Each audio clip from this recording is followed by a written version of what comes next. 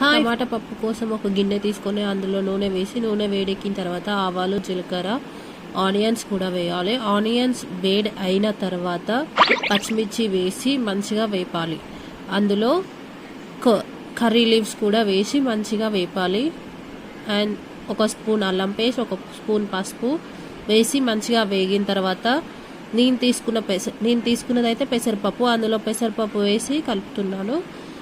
మీకు నచ్చిన పప్పు తీసుకోవచ్చు టమాటా పప్పు కోసం. అండ్ అందులో పప్పు కొంచెం వేగిన తర్వాత వాటర్ యాడ్ చేసి పప్పు కొంచెం తెరులుతున్న సమయంలో అప్పుడు టమాటాలు యాడ్ చేయాలి.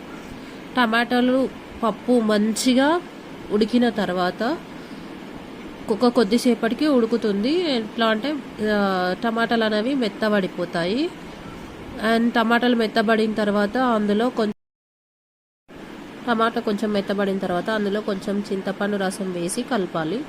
అది మరుగుతున్న సమయంలో కొంచెం కారం, కొంచెం ఉప్పు, మన టేస్ట్కి తగ్గట్టు ఉప్పు వేసి మంచిగా కలిపితే టమాటా పప్పు రెడీ. మీ దగ్గర ఉంటే కొత్తిమీర యాడ్ చేసుకోవచ్చు, లేదంటే లేదు. Please do like, share and subscribe my channel.